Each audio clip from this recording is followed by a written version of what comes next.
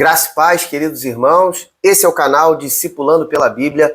Eu sou o pastor Bruno Pinho e estou aqui com grande alegria, prazer e satisfação para compartilhar com você mais uma porção diária. Estamos nesse desafio que tem abençoado muitas vidas, de todos os dias ler uma porção da Palavra de Deus, de Gênesis a Apocalipse, de janeiro a dezembro de 2025.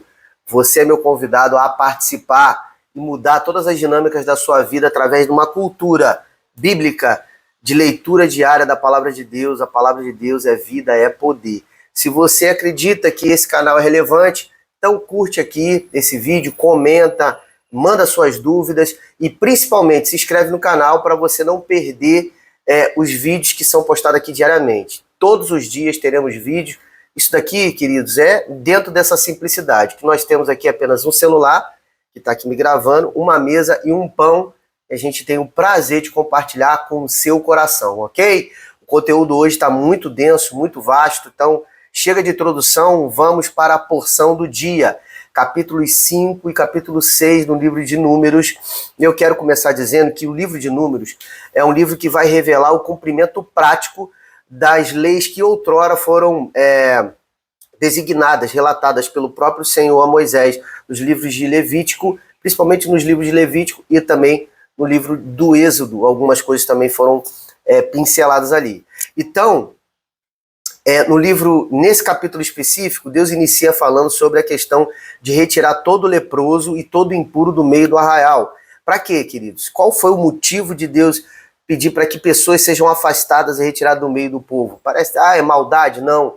É para que doenças infecto-contagiosas, principalmente com relação à lepra, que tinha um contágio assim, muito fácil, né, por contato ali, pelo ar, por estar próximo, para evitar uma pandemia, para evitar um tipo de contaminação generalizada no povo que estava no meio do deserto, o Senhor lhe pede para que haja o isolamento, para que essas doenças não se propaguem muito rápido. Então eu quero que você entenda o contexto, tá?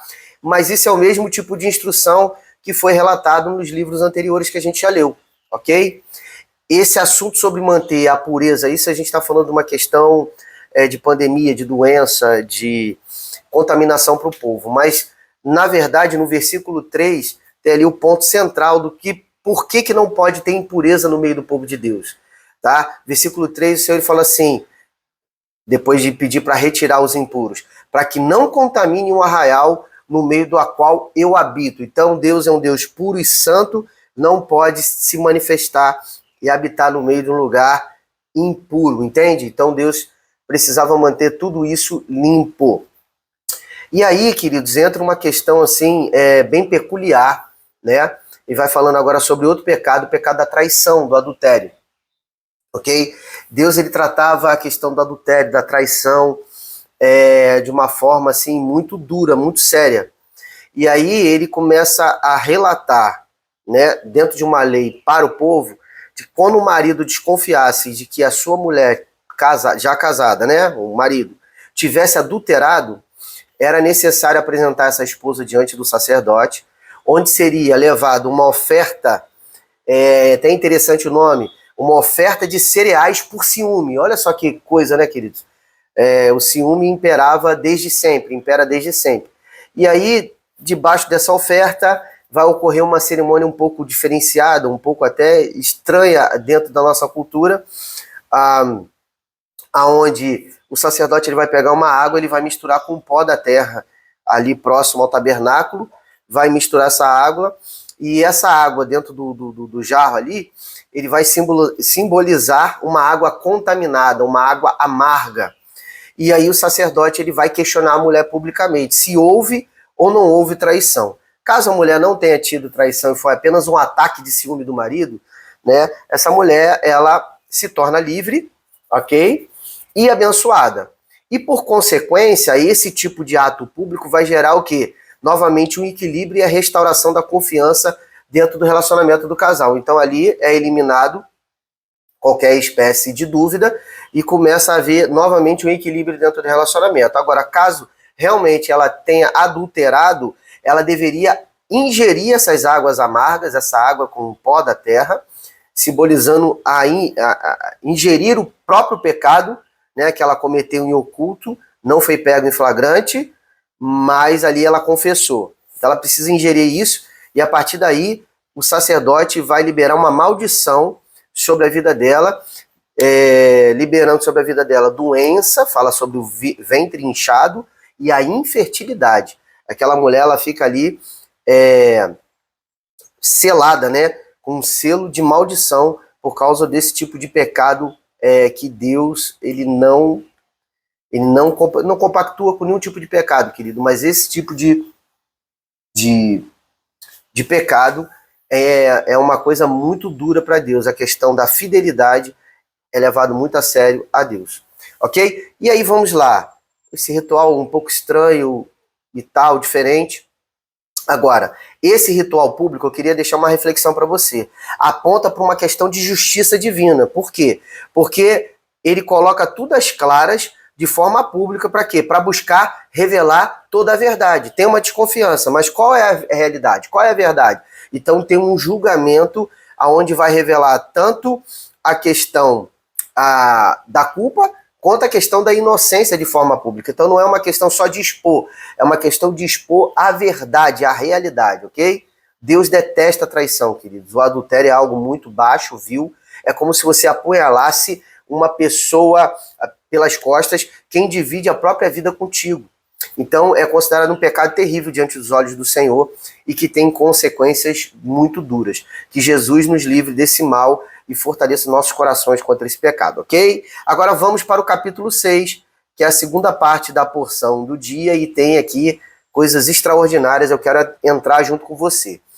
Nesse capítulo, o Senhor leva instruções com relação ao voto do nazireu, isso, o voto do nazireado. E o nazireu mais conhecido da Bíblia, que a gente vai ver mais adiante, é Sansão, ok? Sansão é um dos homens que votou o voto do nazireu.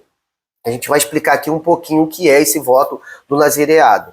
É um ato voluntário que pode ser feito tanto por um homem quanto por uma mulher, e a finalidade é de dedicação, é de se separar, de se santificar de uma forma muito íntima a Deus, tá? Agora, vamos falar sobre os principais pontos para cumprir esse voto de nazireado perante a Deus.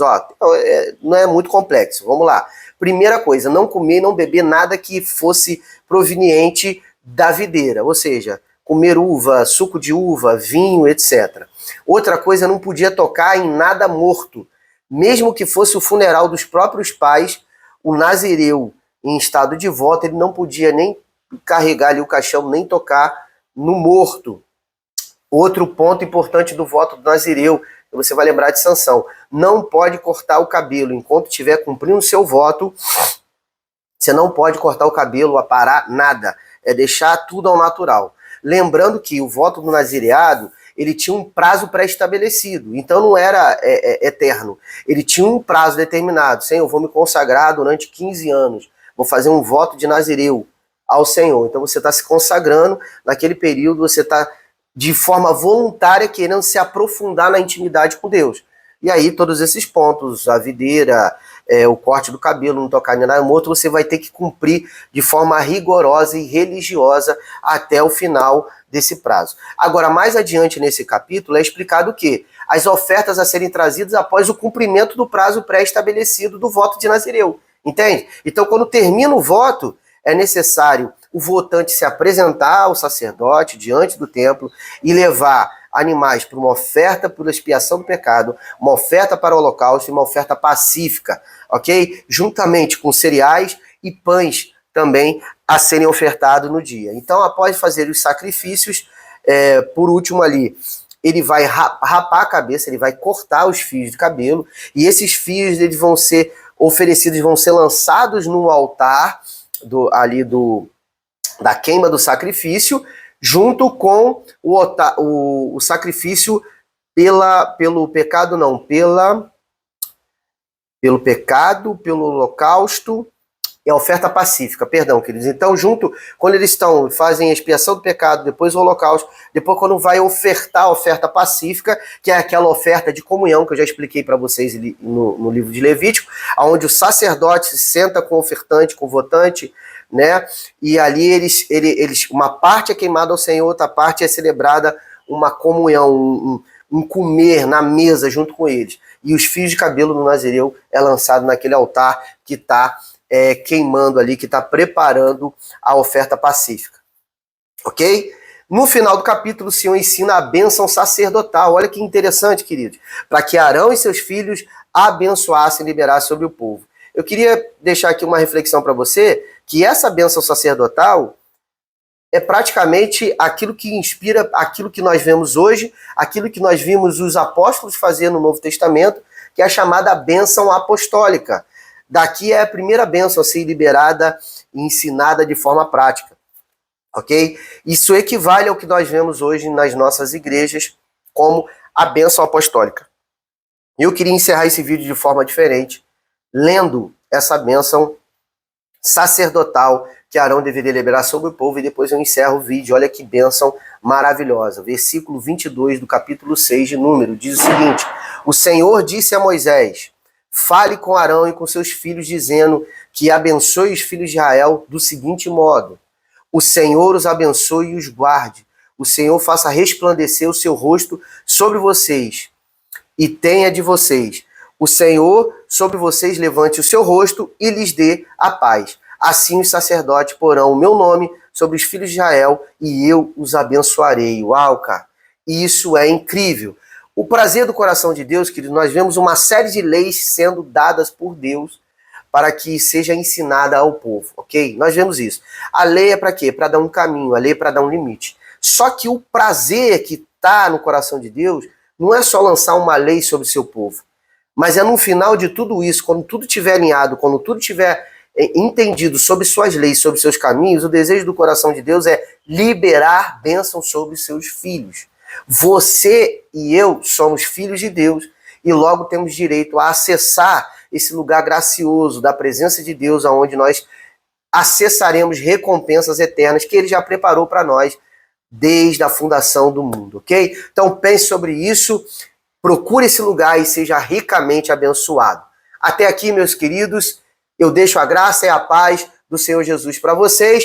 Curte, comenta e segue o canal. E certamente vocês sabem que amanhã teremos muito mais. Shalom!